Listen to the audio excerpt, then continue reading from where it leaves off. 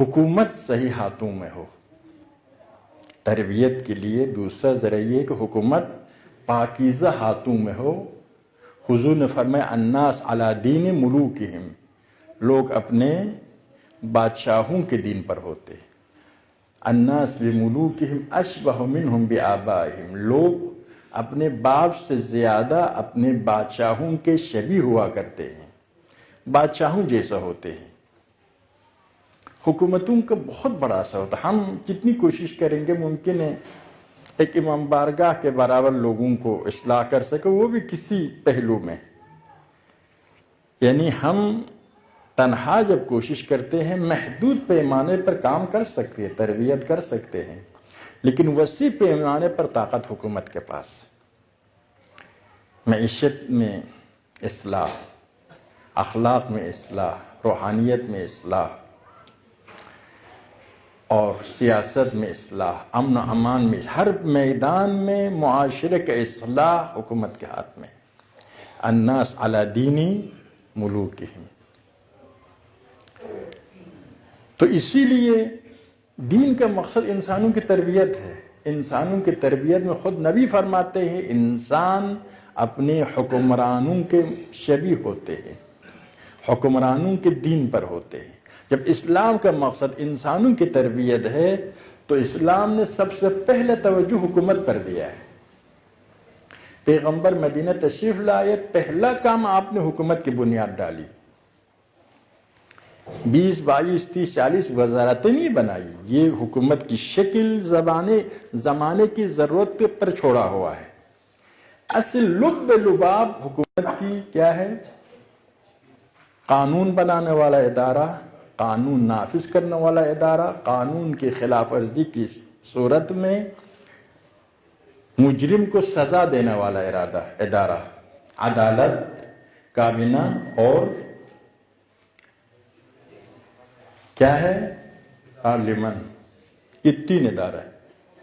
تینوں پیغمبر انجام دیتے تھے. قانون بنانے والے بھی وحی کے ذریعے پیغمبر، قانون نافذ کرنے والے بھی پیغمبر، قانون کی خلاف ورزی کی صورت میں سزا دینے والے بھی پیغمبر. اصل وہ جان ہے، مطلب حکومت کی جو جان ہے یہ پیغمبر کے زمانے میں مدینہ تشریف لاتے ہی اس کی بنیاد ڈالی. ظاہر زمانے کے ساتھ ساتھ حکومت کی شکل بدل سکتی ہے، لیکن حقیقت یہی ہے. تو حکومت تربیت انسان جو دین کا ہدف ہے اس میں حکومت کی ضرورت ہے.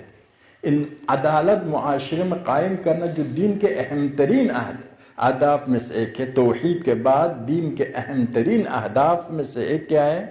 سب سے اہم ہدف یہ ہے کہ عدالت اور انصاف معاشرے میں قائم ہو. پہلا نمبر پر توحید بندگی خدا، دوسرے نمبر پر عدل و انصاف معاشرے میں قائم ہو. انبیاء کے بارے میں فرماتے لیقوم الناس بالقسط، ہم نے انبیاء کو بھیجا 2 آیت ہے. لیقیم الناس بالقسط، انبیاء لوگوں کو عدالت کے میدان میں قائم کرے. دوسرا یہ ہے کہ خود اتنے تربیت کرے لوگوں کی کہ لوگ خود عدالت پر عمل کرے.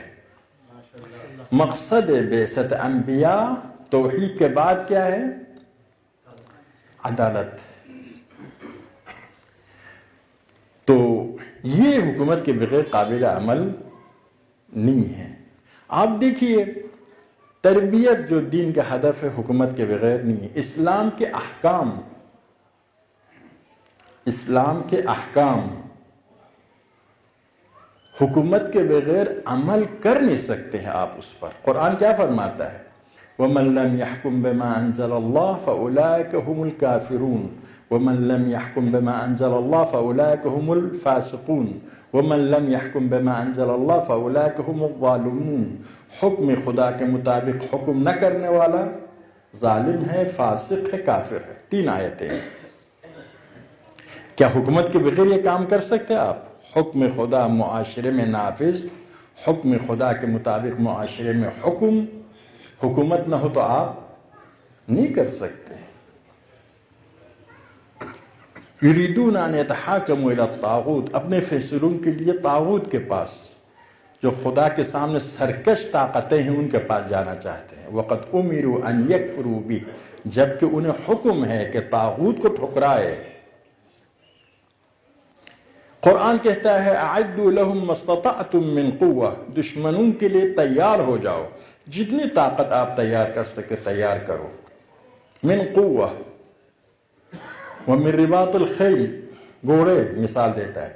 ترہبون به عدو اللہ عدوکم، تاکہ دشمن خدا کو بھی ڈرا سکے، اپنے دشمن کو بھی ڈرا سکے. بلکہ اسلحہ کا ایک اہم ہدف یہ ہے کہ دشمن ڈر کر آپ پر حملہ کرنے کے لیے نہ سوچے. ایٹمی اسلحہ کے لیے یہ ایٹم بم بنانے والے کہتے ہیں ہم مارنے کے لیے ہم نے تھوڑا بنایا، اگرچہ سب سے پہلے امریکہ ہی نے مارا ہے، آپ جانتے ہیں جاپان پر، لیکن کہتے یہی ہے یہ مارنے کا اسلحہ نہیں، ڈرانے کا اسلحہ ہے. دشمن ڈر جائے گا، حملہ نہیں کرے گا. قرآن کہتے اتنی طاقتور بن جاؤ کہ دشمن اپنی جگہ پر ڈرتا رہے.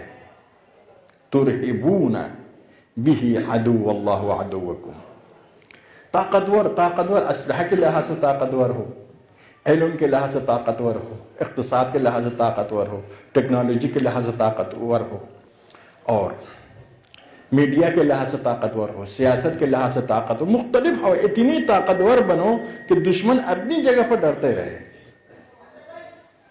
ابھی امریکہ کیا کرتا ہے؟ اسلحہ کے ذریعے ڈراتا ہے، عسکری لحاظ سے ڈراتا ہے، صرف پابندیوں کے لحاظ سے، معیشت کے لحاظ سے ڈراتا ہے، دہشت گردوں کے ذریعے ڈراتا ہے، پروپیگنڈے کے ذریعے ڈراتا ہے. لیکن طاقتور ہونے کے بعد طاقت کے مختلف پہلو ہے، تو یہ کہ حکومت کے بغیر کر سکتے ہیں آپ؟ نہیں کر سکتے. لن يجعل الله للمؤمنين لن يجعل الله للكافرين على المؤمنين سبيلا، کافروں کے لیے کوئی تسلط کا حق نہیں ہے مؤمنین پر، یعنی کافر مؤمنین پر مسلط نہیں ہونا چاہیے. سبیل یعنی کافر کو حق نہیں ہے کہ مؤمنین کے گردن پر سوار ہو، مؤمنین پر حکمرانی کرے، مؤمنین ان کے سامنے دست بستہ ہو، مجبور ہو. ابھی پورا عالم اسلام ہم دیکھا، سعودی شہزادہ نے بہرحال 45-54 یا ممالک کو بلایا اور ٹرمپ کے سامنے سب سجدے میں گر پڑے، سب سجدے میں گر پڑے. سجدہ وہ سجدہ ضروری نہیں خدا والا. شیطان کے لیے کیا کہتا ہے؟ اللہ تعبد الشیطان، خدا نے تم سے کہا تھا شیطان کی عبادت مت کرو. شیطان کے لیے کون سجدہ کرتا؟ وہی اطاعت، ٹرمپ کی اطاعت کا اعلان کیا. بندہ آقا کی اطاعت کرتا ہے نا، بندہ عبد مولا کی اطاعت کرتا. تو عرض یہ کر رہا تھا کہ اسلامی تعالیم حکومت کے بغیر آپ اس کو نافذ نہیں کر سکتے. لن يجعل اللہ للکافرین علی المؤمنین سبیلا، کافر کو حق نہیں پہنچتا ہے کہ مسلمان پر سوار ہو جائے. یہ تو مسلمان کی ذمہ داری اس کو سواری نہ دے، ورنہ کافر تو چاہے گا، وہ کافر قرآن پر عمل نہیں کرے گا. تو یہ احکام اسلام پر عمل حکومت کے بغیر نہیں کر سکتے.